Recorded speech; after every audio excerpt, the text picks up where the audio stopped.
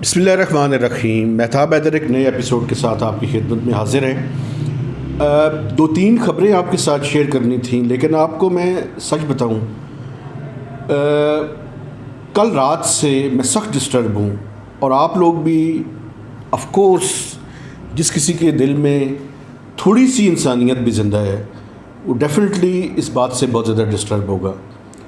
یہ جو 14 اگست کو مینار پاکستان میں ہونے والا دلخراش واقعہ ہے، اس کی ویڈیو وائرل ہوئی، اور اس ویڈیو کو دیکھ کر بحیثیت پاکستانی، بحیثیت پنجاب کا شہری ہونے کے، اور بحیثیت مسلمان بھی بڑی سخت تکلیف ہوئی ہے۔ اور میں آج سارے دن اپنے آپ کو قائل کرتا رہا کہ مجھے اس پہ بات کرنی چاہیے، کیونکہ خاموشی بھی ایک طرح کا جرم ہے۔ لیکن مجھے یہ سمجھ نہیں آ رہی تھی کہ میں بات بھی کروں جو میں کرنا چاہتا ہوں، اور جذباتی بھی نہ ہوں، کیونکہ یہ ایک ایسا واقعہ ہے کہ اگر آپ کے دل میں تھوڑی سی بھی انسانیت موجود ہو تو میں سمجھتا ہوں کہ آپ کا اپنے جذبات پہ قابو رکھنا انتہائی مشکل ہے۔ اور اگر آپ حسین کے ماننے والے ہوں اور محرم ہو، اور اس محرم کے دوران ایک مظلوم، لاچار اور بے بس خاتون 400 بیڑیوں کے اندر گھری ہوئی ہو، اور آپ اس ملک کے شہری بھی ہوں، اور آپ اس صوبے کے شہری بھی ہوں، تو میں سمجھتا ہوں یہ بہت ہی زیادہ تکلیف دہ معاملہ ہے۔ لیکن میں سمجھتا ہوں بات کرنی اس لیے بھی ضروری ہے کہ بحیثیت پیرنٹ، بحیثیت جرنلسٹ، ہماری ذمہ داری ہے کہ ہم اس سوسائٹی کو جو اس ٹائم اس طرح کے بدماشوں، اس طرح کے کماش کے لوگوں کے اندر گھری ہوئی ہے، اس کو کوئی سمت بھی دینے کی کوشش کریں۔ ایک تو سب سے بڑا مسئلہ اس ملک کے اندر رول آف لا ہے۔ جب تک چند بدماش وہ جو اپنے آپ کو بہت پاورفل سمجھتے ہیں، جو کہ رولنگ ایلیٹس ہیں، ان کی بدماشی ختم نہیں ہوگی، اس ملک میں ریٹ آف دا اسٹیٹ قائم نہیں ہو سکتی۔ تو اوپر سے لے کے نیچے تک، اور نیچے سے لے کے اوپر تک رول آف لا ہی اس معاشرے کو آگے لے کے جا سکتی ہے۔ اور ایسے معاشرے کو جس میں درندوں کی تعداد بڑھنی شروع ہو جائے، وہاں پہ بڑا ضروری ہے کہ انسان جو بنیادی طور پر ایک آئین اور قانون کے اندر تحت اور رہ کر زندگی گزارنے والا ایک مہذب انسان ہوتا ہے، اس کو مثال کے طور پہ ہم پیش کریں۔ ایک تو رول آف لا اس ملک کے اندر جب تک نہیں ہوگا، اور خاص کر یہ بزدار رجیم، یہ تو میں پنجاب والوں کو مبارکباد پیش کرتا ہوں، آپ کو یہ تبدیلی مبارک ہو۔ کیا تبدیلی ہے یار، اللہ کی شان ہے، اور اللہ آپ کو یہ تبدیلی مبارک کرے۔ اس تبدیلی نے ریٹ آف دا اسٹیٹ کو مزید ویک کر دیا ہے۔ وہ جو کنٹینر پہ کھڑے ہو کے باتیں کرتا تھا، میں کیا لفظ استعمال کروں اس کے لیے بھی، اس کو بھی اگر کوئی سنتا ہے، کوئی ضمیر ہے، کچھ ہے، تو شاید وہ جاگے، اور یہ پنجاب کو جو تحفہ اس نے دیا ہوا ہے اس سے جان چھڑوائے، خدا کا واسطہ ہے۔ اب لارجر کانٹیکسٹ میں بحیثیت پیرنٹ، بحیثیت جرنلسٹ جو ہماری ذمہ داری ہے، میں اس میں زیادہ بات کرنا چاہتا ہوں۔ دیکھیں، ہمیں وکٹم کو ملائن نہیں کرنا چاہیے سب سے پہلے، اور کچھ لوگ یہ کہہ رہے ہیں کہ یہ جو انٹرویو کیا ہے اس کا یہ بھی بری بات ہے۔ میں سمجھتا ہوں یہ بہت اچھی بات ہے۔ یہ جن لوگوں نے جرم کیا ہے، بیسیکلی یہ بےزتی ان لوگوں کی ہوئی ہے، یہ بےزتی ان پیرنٹس کی ہوئی ہے جن کے بچے اس ساری واردات کے اندر ملوث ہیں۔ یہ بےزتی اس خاتون کی نہیں ہوئی جس کے کپڑے نوچے گئے، جس کے کپڑے پھاڑے گئے، جس کو 2.5 سے 3 گھنٹے وہ اچھالتے رہے۔ یہ بےزتی پورے معاشرے کی ہے۔ میں بھی اس جرم میں شریک ہوں کہ ہم نے اپنے لوگوں کی تربیت اس طرح کی نہیں کی کہ وہ 400 جو بندہ تھا، وہ جو 400 جانور تھے رادر، ان میں کوئی انسان ایسا نہیں تھا جو ان کو روکے۔ اور اس معاشرے میں آپ یہ دیکھیں کہ میں سوچتا تھا، میں جب بھی میں سوچتا تھا کہ واقعہ کربلا کے بعد جب بیبیاں جو ہیں وہ شام اور یزید کے دربار میں گئیں تو لوگ اٹھ کے کیوں نہیں کھڑے ہوئے.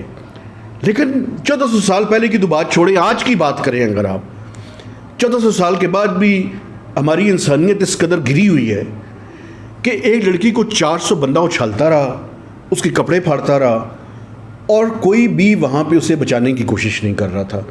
بلکہ اس خاتون کا انٹرویو سن کے تو مجھے زیادہ تکلیف ہونی شروع ہو گئی جب وہ یہ کہہ رہی تھی کہ جو بچانے کے نام پہ آتے تھے وہ بھی اس کے جسم کو ہاتھ لگانے کی کوشش کرتے تھے. یہ دیکھیں، میں بھی مرد ہوں، میرے اندر بھی نفسانی خواہشات موجود ہیں، لیکن میں لعنت بھجواتا ہوں ایسی خواہش کے اوپر جس کے اندر انسان جو ہے وہ درندہ بن جائے. اسی لیے تو تہذیب اور اسلام کے دائرے کے اندر اس کی حدود و قیود مقرر کی گئی ہیں. تو یہ کس طرح کے لوگ تھے؟ یہ کس طرح کے پیرنٹس کے بچے تھے؟ یہ کس طرح کے استادوں کے شاگرد تھے؟ یہ کس طرح کے مولویوں کے پاس جانے والے لوگ تھے؟ یہ کس طرح کے معاشرے میں رہنے والے لوگ تھے؟ سارے کے سارے بیمار ہیں. وہ پیرنٹس بھی بیمار ہیں، وہ بچے بھی بیمار ہیں، وہ استاد بھی بیمار ہیں، وہ سوسائٹی بھی بیمار ہے. تو بیماروں کا علاج کرنے کی ضرورت ہوتی ہے. تو ہمیں ایک لارجر کانٹیکسٹ میں اس کو دیکھنے کی ضرورت ہے. آج سے 8 یا 10 سال پہلے میں ایک آسٹریلین گورنمنٹ ہمیں لے کر گئی، تو 1 مہینے کا وزٹ تھا. میرے ساتھ کچھ پاکستان کے اور بھی جرنلسٹ تھے. تو ایک دن ہمیں ریسٹ کے لیے انہوں نے دیا. وہ سنڈے کا دن تھا، تو میں نے وہاں کا ٹیلی ویژن دیکھنا شروع کر دیا. تو اس دن وہاں پہ جو بریکنگ نیوز تھی، یہ 2010 کی بات میں آپ کو بتا رہا ہوں، وہاں پہ بریکنگ نیوز یہ چل رہی تھی کہ سڈنی کے اندر ایک خاتون اپنے گھر کے باہر، ایک بوڑھی خاتون اپنے گھر کے باہر کے اندر بیٹھی ہوئی تھی. تو ایک نوجوان لڑکا آیا اور اس نے پرس چھینا جس میں $100 تھے. تو پورا دن ان کے ٹی وی پہ یہ بحث ہوتی رہی کہ ہمارے ینگسٹرز کو کیا ہو گیا ہے، ہمارے ایجوکیشن سسٹم میں، ہمارے پیرنٹس اور باقی سسٹم کے اندر کون سے ایسے فلاز ہیں کہ اس بچے نے ایک بوڑھی خاتون سے اس کا پرس چھین کر $100 اس میں سے چرا لیے ہیں.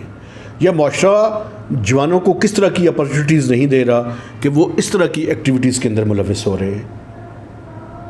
ایک تو پیرنٹس کو، ٹیچرز کو، علماء کو اپنی سول سرچنگ کی ضرورت ہے.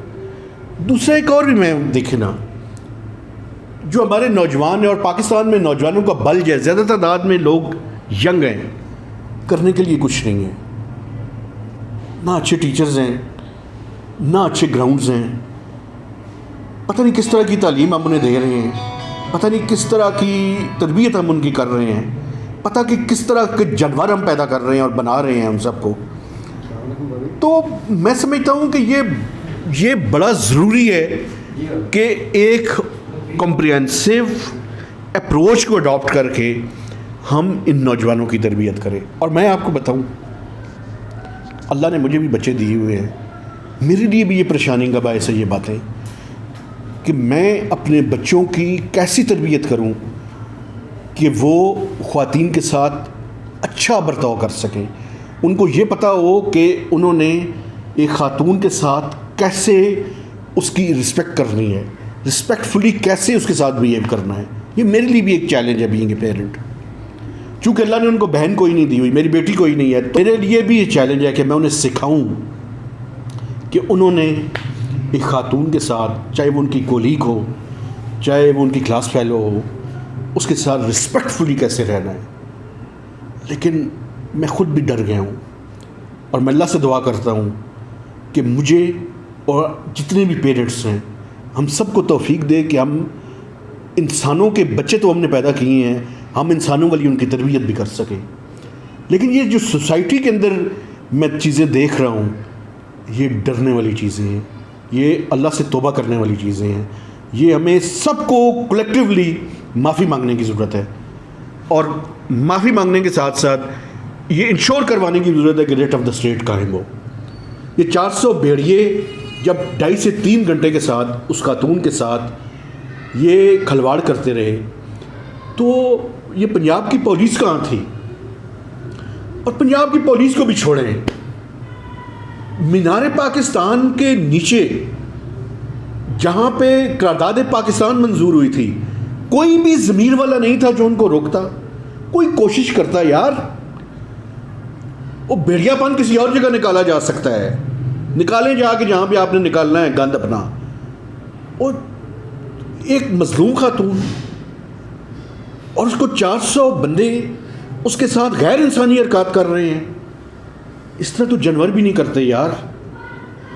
جانور بھی جو ہے وہ اس طرح سے نہیں کرتے. وہ جانور آپس میں لڑنا شروع کر دیتے ہیں. تو یہ کس طرح کے جانور تھے؟ یہ انسان نما جانور تھے. لیکن یہ میرے لیے بھی چیلنج ہے, میں اپنے بچوں کی تربیت کیسے کروں اور ان کو کیسے سمجھاؤں کہ انہوں نے سب کے ساتھ, انسانوں کے ساتھ اور خاص کر خواتین کے ساتھ کیسے رسپیکٹفلی بیہیو کرنا ہے. اللہ ہم سب کو ہدایت دے. اور میں بڑا ڈسٹرب تھا اور میں نہیں چاہتا تھا کہ میں ویڈیو بناتے ہوئے رونا شروع کر دوں, لیکن آپ یقین کریں کہ میں نے پورا دن اپنے آپ کو تیار کیا ہے کہ میں روئے بغیر یہ ویڈیو بناؤں تاکہ لوگوں تک میری بات کم از کم پہنچ جائے. اور بات پہنچانے کا مقصد یہ ہے کہ خدا کا واسطہ ہے ہم سب مل کر یہ جو معاشرہ بیمار معاشرہ بن چکا ہے اس کو سدھارنے کی کوشش کریں, ورنہ ہم سب مجرم ہوں گے. اللہ ہم سب کو توفیق دے کہ ہم اپنے بچوں کی بھی تربیت کر سکیں اور ہمارے جو ارد گرد رہنے والے بچے ہیں ان کو بھی راہ راست جو ہے وہ دکھا سکیں, تاکہ کل کلاں کو ہم اپنے ضمیر کے مجرم نہ ہوں. تو مہتاب حیدر کو ایک نئے ویلاگ تک اجازت دیجیے. خدا حافظ.